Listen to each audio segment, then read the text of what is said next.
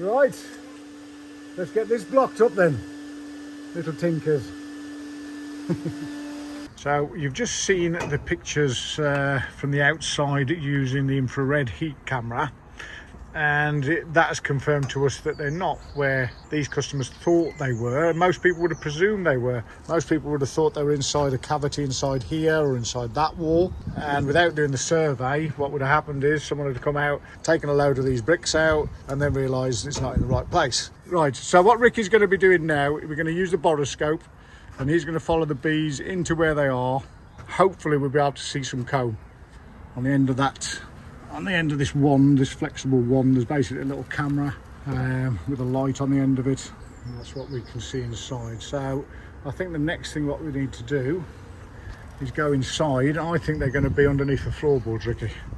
So let's go and get the heat camera on there, maybe get some floorboards up if needs be. So now we've come off the scaffolding, which is just outside this window here. You'll see on the little video we've just done using our thermal imaging camera. This looks like it's a steel joist or something, because it's really showing up cold. In that part there, that's where the bees are. I don't know if you'll pick that up on the cameras, Mike, but they're tuning something up in there to make the void bigger maybe. And now what we need to do is go on the next floor up and see if there's another option from up there, I suppose. Let's go and do that. So what Ricky's going to do now is going to use the boroscope again, and we've drilled a hole into this wall right next to where that heat signature was. No comb in there, no bees in there. Yeah, so I reckon they're in this where the floorboards are. We're back downstairs again, underneath that where the big bay window is, and then we've drilled a couple of holes up there, and then we get to see the bees. So now we know. And that hole there tells us, the second hole, tells us that there's no bees at that side of that joist. So the first thing we need to do on this internal removal of the honeybees are up in that corner.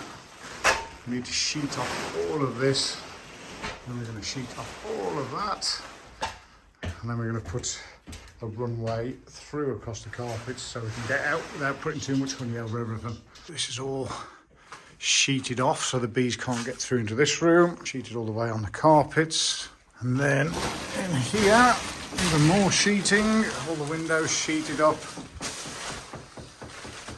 And now Ricky's going to start cutting, and what I'm going to do in a moment, Rick, I'm going to put the thermal imaging camera on, and just to make sure we know where the joists are.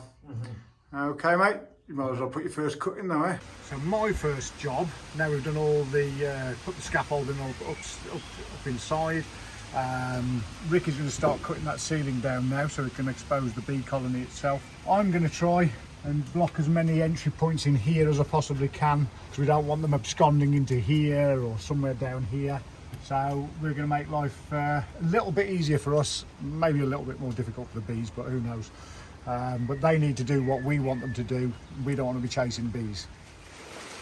Now then, you may think I'm looking like a crazy man. Well, that's probably right, because I'm a crazy man.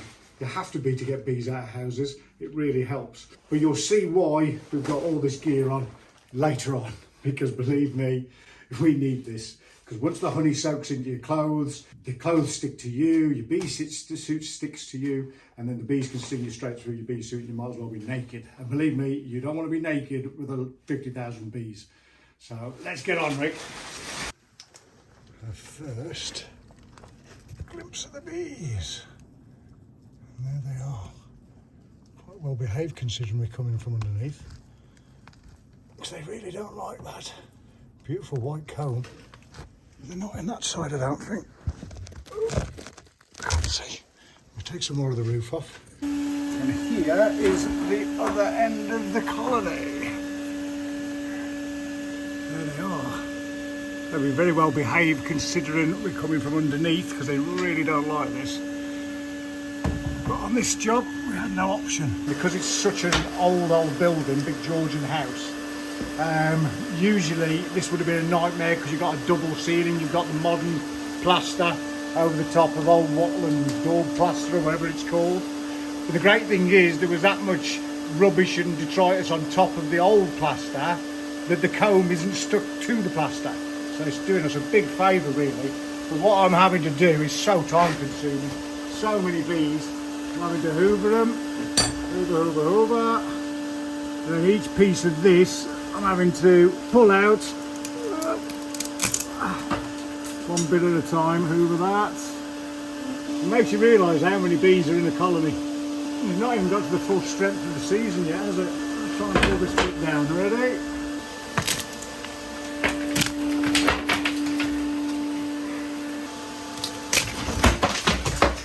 Because usually at this point, if that plaster was stuck to the bottom of the comb, then we'd have a situation where we're pulling each one of these down and the honey starts seeping out. Hence, we're dressed like crazy fishermen. It's about 2 meters long, that colony. Every little bee, we hoover it up, hoover it up. Never ever have your bee vacuum too high. Oh, this beam! How many times have I hit my head? Oh, there's only this bit left now. Yeah. Right, this bit should be the back of it now, I think, mate. Should be the last bit, I think. Right.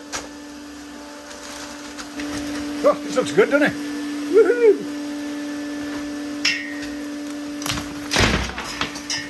That didn't go to plan. That's the end of it.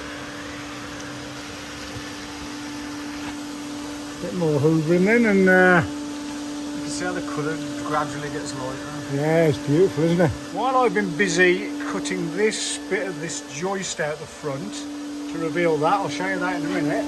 Ricky's been hoovering these bees up. They've been attracted to the light. But then look at this. What he's noticed, loads and loads of drones down this part. And what's blowing there is the back of old Henrietta over there. And you know what that tells us, Rick? Tells us, I reckon we've got the queen, mate. Because what's happening is the drones, they love the smell of that queen, being boys.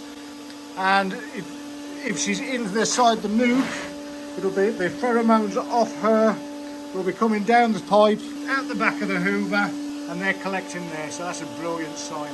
Let's see what I'll reveal behind this now then, Rick. I reckon that'll do it. Ready?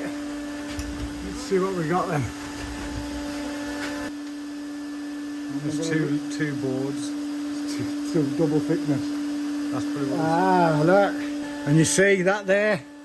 That could have been where the queen ran off to if we hadn't already got her. Ah. Right. Let's get this blocked up then. Little tinkers. Here we are then, day 2 on a big internal honeybee removal. And what we're going to be doing today, we're going to carry on hoovering all these bees. You can probably see up here, this is all brand new comb. There's bound to be a load of honey in that. Hence, you'll see why we're dressed like lunatics. And then the brood is probably going to be around here somewhere. And we're going to get that brood out. We're going to put it in the frames, in the nuke, which is behind me somewhere. Note the big bucket of water. That's because we'll be covered in honey and everything. Honey's such a strange thing. It's like, it's sticky and slippery all at the same time, and you never know which one it's going to be until you try and pick something up. And it's always the wrong one. It's never the sticky one when you want to pick something up. It's always the slippery type. But it's quite strange stuff, honey, isn't it? Let's get on then, Rick. I think we'll start taking it down from this end first. Get all this brand new comb out. There's a big clump of bees up there. Let's get that hoover on. Let's get doing this. Here it comes. Because you're going to smash into a million pieces. Drop that. That's heavy, heavy, heavy, heavy. Try and hold it still.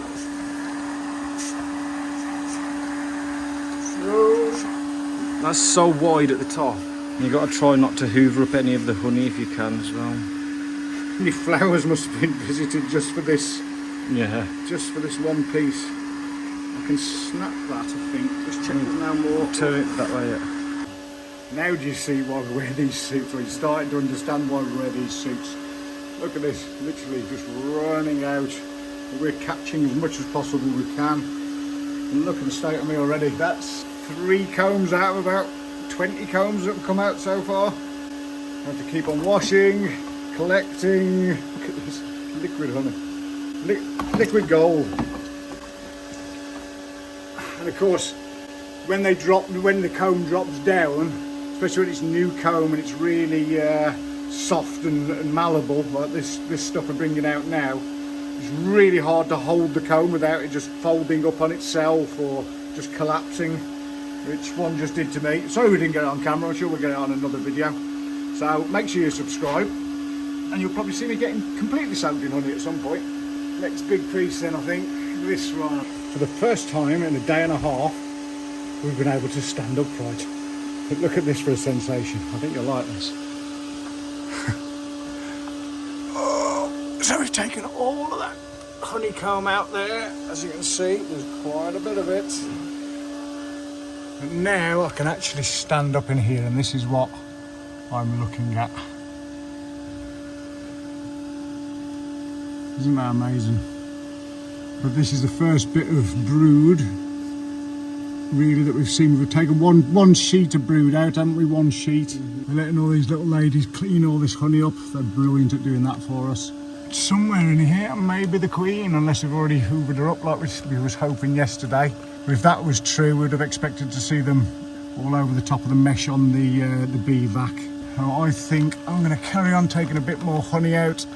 Isn't it amazing how they work? You see these here, this here is brood, and at the top there, that's still honey at the top, which means when we pull it out, it's all sticky and horrible, and you can see them all on the edges like cleaning away, sucking that precious honey up.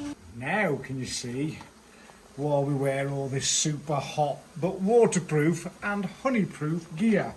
Look at this one, licking the honey off me.